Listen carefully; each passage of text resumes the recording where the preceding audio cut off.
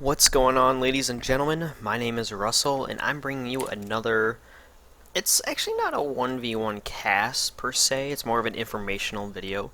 And basically, what we see here, if you're already looking around, you can already see we have the Terran player in the 6 o'clock position, and at about the 1:30 position, we have the Protoss player, aka Thylos, aka myself. And like I said, this is going to be an instructional type video, or an informative type video, whichever one you want to call it, of how for Protoss, how to beat the 1-1-1 build. So as everything kind of gets basic to opening, I have a shake, and I'm going to kind of eat it at the same time, so enjoy it. I'm going to enjoy the shake. You can't, because you don't have a shake with you, unless if you're lucky. By random happenstance, you have a shake. But anyways, as Protoss, to defeat the 1-1-1 build, when you go up against Terran, you kind of just do the same basic opening, and you know, that's 9 pylon, 12, 13 gate, depending on if you're going to have your minerals when that gate, like when you're able to put that gateway down. 14 simulator, 15 cybernetics, no, 15 pylon, 17 cybernetics core, and then, you know, just basically go from there with the build you have set. But anyways, one thing to note, sorry, something got caught in my throat, is the scouting is extremely important as the Protoss player when you're going up against the Terran to see the 1-1-1. And this right here, what he's doing is kind of a key indicator that, okay, maybe he is going to try and, you know, do a 1-1-1 because he is blocking off his ramp. He doesn't want you to see as to what's going on in the base, and I almost kill that. Almost. And so also, gas finishing before the barracks, even if he was to actually like finish that without me harassing him, the gas would have finished before the barracks. That's another key thing to see. So one point when you're looking and you're going up against a Terran player who's doing the 1-on-1, you want to see, okay, is he going to be blocking off his ramp, and is his gas finishing just about the same time or a little bit before his barracks. And so I'm leaving with my probe just so I can keep him alive and get out of here. And so as you can tell, he is getting that one Marine. And back at my main base, cybernetics core is down, gas, keep, you know, just probes, constant probe production, pylons finishing. It was placed a little bit after the 15 mark because I must have slipped when I was scouting. And for right here, I do have my probe here, and I want to be upgrade complete on mine. And there was a mini tremble right there of an earthquake. That's the second one today. No, not today, but that's the second one in 2 days. Alright, cool. Anyways, we have the cybernetics core. I'm getting a stalker out just to try and deny any scouting. And here, okay, this is a pivotal moment as Protoss player. When you're going up against Terran, you want to know if they're going 1-on-1. Look at the time. See how it says 3:57? You want to try and scout at about the 4-minute mark, and that's exactly what I do. I bring my probe back down, and he's gonna be scouting. He's gonna be scouting. Okay, this is where this is what I see. Bam. Okay, this is what you try and see if you see these two things as a Protoss player and the Terran player. Okay, he's got a reactor. That's point number one.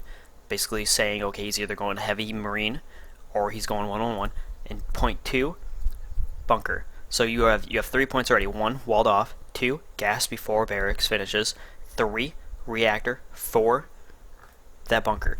This right here shows me that he is going the 1-on-1 build, and at this point I'm like, okay, I've got 2 gates. I'm not going to build anything else until I have 400 minerals, and I'm going to take my expansion, and I'm going to push this SCV out of here, kind of get him away just in time. Boom, the moment I have about 400 minerals, I bring this guy down. I don't know why I did that. Okay, I bring this guy down, and poof, there it is. My expansion and a pylon at the same time. And so I'm sitting here, I've got 2 gates, I need to throw it on a third gate the moment I have 150 minerals, and yep, there it goes. So now I have basically it was a 2-gate expansion, and when you scout that the Terran player is going 1-on-1, what you want to try and do is get up your expansion as early as possible, because having that expansion up and running with probes on it is key to your survival when you do go up against 1-on-1. And as you can tell from here, boom, starport factory. So I was correct in my assumptions that this player is going the 1-on-1 build. So he does have the Marines in the bunker now, and he does have the factory with the tech lab, and he does have the starport. And will he, excuse me, I almost had a burp. And will he actually be getting a tech lab? I don't remember yet. I don't remember if he actually did get a tech lab. Nope, he basically lifts off and switches. which is standard, and I do have the 3 stalkers, so I'm able to basically take out anything he could send at me right now, because he doesn't really have much, and he is going the Raven route. This is difficult for most Protoss players to deal with if they go the Raven route, because a lot of players, they'll be like, oh, okay, he's going 1-on-1, I need to get a lot of stalkers out, because he's going to have Marines mainly. But with that Raven, it kind of negates your stalkers for a period of time, because he does have that point defense drone. So what I try and do is I get more Zealots than stalkers. I usually stop at about like 5 stalkers, 5-6 stalkers, and then mass Zealots. So this is another thing you want to be trying to do, getting your gas on both the simulators here, and trying to get your gas here up as soon as you possibly can. And I'm getting this, this observer out just to check as to see as to what his base has, because I don't know, this is all I know. And so I'm going to try and get my observer up in there and see as to what he's going for. And you want to try and keep that observer alive because it's just time used. If you could be building something else from this, like if you see him going a lot more tanks than the usual 2 or 3, then you try and pump out an Immortal with the Zealots and Stalkers. So now we see here, I've got my 5 Stalker count, 2 Zealots, and a Sentry. And I'm just basically using this Observer to scout and to see as to what's going on in the base. But because he does have that Raven here, my Observer might die, my Observer might not die, it all depends on how well I'm watching that Observer when it happens. And I'm a little bit more, okay, I've got 6 Stalkers, I think. I'm not sure if I stop at 6 or if I keep going with them. But I do have this Twilight Council, and the Twilight Council is key to your survival also in this game. You want to try and get charged as soon as you possibly can and chrono boost that charge out. And as you can see, I almost lose it. Oh, that's a lot of Marines shooting it at one time and almost die, but it's alive. That's all that matters. And with this Observer, what you want to do is you want to park it above a lane like right here, to see as to when he moves out, because what you try and do as Protoss is when he moves out, you move out at the same time to catch him off guard. That's how you beat the 1-on-1 build, is if you catch your opponent off guard before they can siege up. As you can tell, I've got charge on the way, I've got a 4th gateway going down, and he should be moving out to attack any time now, and I'm kind of getting nervous here because I'm like, okay, I don't know if my army's big enough for this, because I know he's going to be moving out any time now. And as you can tell here, he did destroy that bunker, and there he goes. He is now moving out. He's got 2 Banshees, a Raven, and I don't remember how many Marines. How many Marines? Almost 16, 17, 18, 19, almost 20 Marines. 2 tanks, 20 Marines, 2 Banshees, and a Raven. The Raven is almost full on energy, so it's able to throw down 1 point defense drone and an auto turret if it wants to. And as you can tell, I have 6 Zealots, 6 Stalkers, 2 Sentries. And he is moving out. He does destroy that Observer, so I know that's what's going on. And I just warp in Zealots.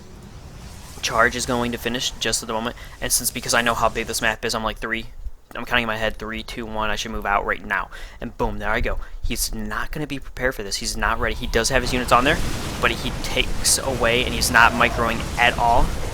And my Zealots just start ripping into him. All of those Marines go down. Gonna take a tank down because he doesn't even decide to siege up. He just tries to stutter step with the tank. And that, ladies and gentlemen, is how you beat the 1-1-1. Because it just basically caught him off guard before those tanks were able to siege, had charge, had Zealots, I had a few Stalkers, but the Stalkers were kind of negated for a little bit with the point defense drone, but I had those Zealots. I had more Zealots than Stalkers, and that's one key reason and one key thing to know to beat the 1-on-1. I had 4 gates, 5 gates actually, so if I would have been able to warp this in, I would have been able to easily take off these Banshees, because they probably would have cleaned this up, but he wouldn't have been able to, he wouldn't have the economic lead because I was kind of crushing him in economy and everything like that. I would have been able to throw down a few more gateways just in case, and all that. So, like I said, key things to look for when you are trying to see if the Terran player is going 1-on-1: the reactor, the barrack, the bunker, is he walling off, the gas, and then also the timing for, and try and get a lane as to where you know the Terran player will be going through when he moves out to attack you. And then also, when he does move out to attack, you move out at the same time and try and get him to where he won't be expecting it. So when you think, okay, so he's just now passing the Zelnaga, move out, and that's when you move out. It's kind of like intuition a little bit, and then also your ability to macro up as the game goes on, and so that you have just the right amount of units to take it out and completely destroy him, and then re-macro to basically the same amount of units you had before he attacked, because he won't be able to rebuild his army that quickly. So anyways, I hope you guys enjoyed this. If you guys want more instructional videos as Protoss, I'd be glad to give them to you, because I am now Diamond League Protoss, mid-diamond, almost high diamond, so I'd be glad to give you those instructional videos. And Hope you guys enjoy this, and I will catch you on the flip side.